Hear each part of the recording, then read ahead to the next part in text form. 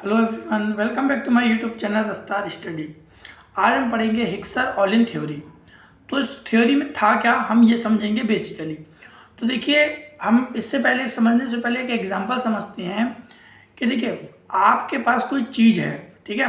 वो कोई चीज़ है, वो आपके पास बहुत ज़्यादा है, ठीक है। और एक सामने वाले व्यक्ति को उस चीज़ की बहुत ज़्यादा ज़रूरत है। तो आप क्या कर सकते हैं कि आप उस जो आपके पास ज़्यादा है उस सामान को आप किसी दो जिस व्यक्ति को ज़रूरत है उसको आप दे सकते हैं। क्यों दे सकते हैं? क्योंकि आप उसके पास आपके पास सरप्लस प्रोडक्शन है, आपके पास बहुत ज़्यादा है, ठीक है। तो same as Heckscher Ohlin theory भी यही कहती थी। देखिए, according to this theory a nation will export the commodities whose production is surplus and export those country who it required। जो हिक्सर की जो ऑलिन थ्योरी थी उसका कहने मतलब था, एक जो राष्ट्र है, एक नेशन है, विल एक्सपोर्ट करेगा किसका? कमोडिटी का, हुज प्रोडक्शन इज सरप्लस, जिसका उसके पास प्रोडक्शन ज़्यादा होगा, and export to those country who it required, और ऐसे देश को देगा जिसको उसकी ज़रूरत होगी। बेसिकली हिक्सर की जो ऑलिन थ्योरी थी वो तो यही कहती थी, क्योंकि अब मैंने 3 लाइन में पूरे डिफाइन कर दिया। यदि आपसे शॉर्ट फॉर्म में कुछ जल्दी पूछे भी तो आप यही बोल सकते हैं कि एक देश या एक राष्ट्र है, वो उसी चीज़ों का एक्सपोर्ट करता है जिसका उसके पास सरप्लस प्रोडक्शन होता है। ये तो हो गया। अब जैसे इंडिया का एग्जाम्पल यहाँ पे, in India cheapest labour are available. हमें पता है कि भारत में सबसे चीफेस्ट लेबर मिलते हैं। So India use the labour intensive technique. Labour intensive technique एक ऐसी टेक्निक होती है जिसमें लेबर के द्वारा काम कराया जाता है। हम क्यों करवाते हैं लेबर के द्वारा ज़्यादा काम? क्योंकि हमारे यहाँ जो लेबर है वो चीफेस्ट हैं रादर देन अदर कंट्रीज़ की, and produce commodities in the low cost. और क्या करते हैं, जो हम प्रोडक्शन करते हैं वो लो कॉस्ट में करते हैं, and export to other countries, और हम दूसरी कंट्रीज़ को क्या करते हैं? एक्सपोर्ट करते हैं। And India import capital intensive techniques from the rest of the world. और वहीं जो इंडिया है वो इम्पोर्ट करता है क्या? कैपिटल इंटेंसिव टेक्निक दूसरे देशों से। क्योंकि देखिए, हमारे पास लेबर इंटेंसिव टेक्निक है, हमें कैपिटल की ज़रूरत है, तो हम लेबर को दे करके कैपिटल ले लेते हैं। तो कुल मिला के ऐसे एक्सचेंज चलता है। ये हिक्सर की ऑलिन थ्योरी थी, वो यही कहती थी कि जिसके पास जिस चीज़ का सरप्लस प्रोडक्शन है, जैसे हमारे पास लेबर चीफेस्ट है और ज़्यादा भी हैं, तो हम क्या कर सकते हैं? उसको एक्सपोर्ट कर सकते हैं। और अब कैपिटल इंटेंसिव टेक्निक विदेशों में, रेस्ट ऑफ द वर्ल्ड में महंगी पड़ती है, तो हमारे यहाँ से लेबर को ले जाते हैं, ठीक है। तो इस प्रकार से चलता है। इसके कुछ अजम्पशन हैं हिक्सर ऑलिन थ्योरी के, वो हम समझते हैं। देखिए, 2 country 2 goods 2 factor of production, यहाँ पे बात कर रखी है। जैसे मैंने यहाँ पे 2x2x2 मॉडल रख रखा था, 2x2x2 मॉडल पर ये बेस्ड है। जैसे कहता है क्या ये कि 2 कंट्री होंगी, 2 ही गुड्स होने चाहिए और 2 फैक्टर ऑफ प्रोडक्शन होने चाहिए, एक लेबर और एक कैपिटल। ये अजम्पशन है यहाँ पे, ठीक है ना, मतलब मानना है। यहाँ पे कोई तीसरा नहीं आएगा, क्योंकि यहाँ पे पहले ही डिफाइन कर दिया गया है। आगे परफेक्ट कंपटीशन। कंपटीशन है जो मार्केट में वो परफेक्ट है, ठीक है। परफेक्ट कंपटीशन के बारे में आप जानते ही हैं, ठीक है ना, कि हर तरीके से हर प्रकार की इंफॉर्मेशन है वो सबको पता है, ठीक है ना। परफेक्ट कंपटीशन है। All production function are homogeneous. जितने भी प्रोडक्शन फंक्शन है, मतलब जिनकी मदद से जो प्रोडक्शन फंक्शन होगा, प्रोडक्शन होगा, वो सब क्या है? होमोजीनियस है। मतलब किसी भी प्रकार का 0 डिग्री डिफरेंस है, कोई भी प्रकार का डिफरेंस नहीं होगा। Constant return to scale.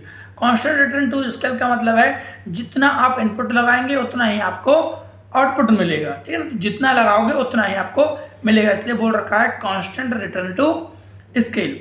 वहीं factor are mobile. Factor are mobile within the country and immobile between the country, ठीक है।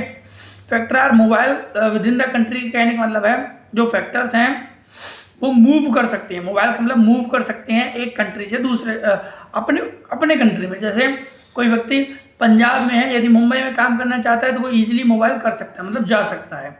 And immobile to the between the country.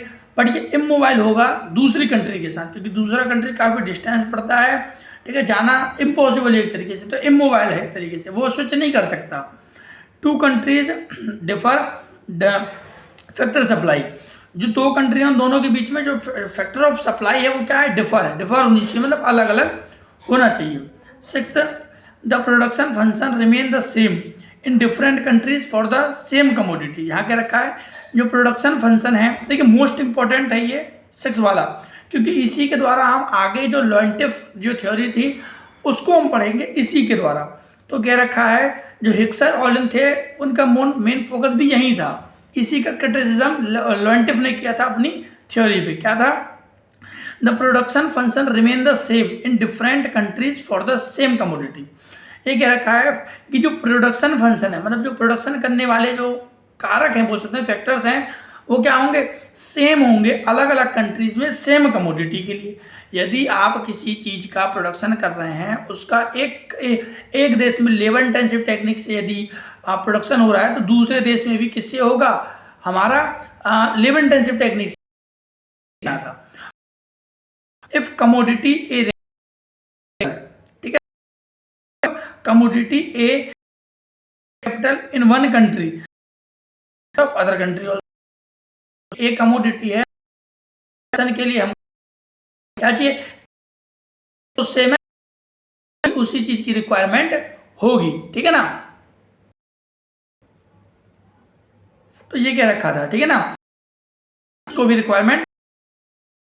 अब इसी समझेंगे, ठीक है ना, ऑफ फैक्टर इकोनॉमिक्स, मतलब है ये यहाँ पर बोल रखा है एडजस्ट करनी चाहिए, बट ये पॉसिबल नहीं है, ऑलरेडी एम्प्लॉयमेंट कैसे होता है ना। तो कुल मिला के फुल एम्प्लॉयमेंट ऑफ फैक्टर व्यवस्था, फुल एम्प्लॉयमेंट है वो चाहिए,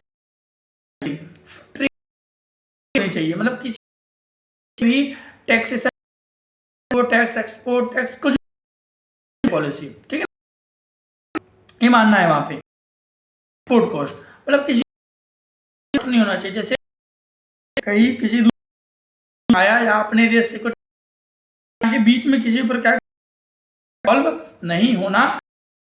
तो बेसिकली में यही बताया गया है। देखिए मैं एक शॉर्ट कोई एक कंट्री है प्लस प्रोडक्शन या कमोडिटी को लेकर, तो उसी गुड्स को क्या करेगा, एक्सपोर्ट करेगा कुछ कंट्री को जिसको उसकी रिक्वायरमेंट होगी। कहना था हमारा ऑलिन थ्योरी के द्वारा 2x2 मॉडल इन्होंने अपनाया था, क्रिटिसिज्म किया था हमारे लॉन्टिफ में, ठीक है ना। यहाँ पे एक कॉन्सेप्ट और आता है, जैसे factor intensity and factor awareness. Factor relative labour and function, relative मतलब कितनी होता है और factor intensity, PL of capital. तो क्या क्या कंट्री 1 और कंट्री 2 यहाँ पे दे, यहाँ पे है कैपिटल, ठीक है ना, मतलब कुल मिला पे ज्यादा दे रखा है द्वारा, मतलब जा रहा है स्तर पर फैक्टर अवेयरनेस कि किसका पास है अमाउंट ऑफ, क्या बोल सकते हैं, जैसे evidence country should export production is more than पास। एविडेंस का मतलब ही होता है, एविडेंस का मतलब होता है जिस कंट्री के पास उसको उतना ही एक्सपोर्ट, ठीक है ना। जैसे देखिए लेबर अपॉन क्या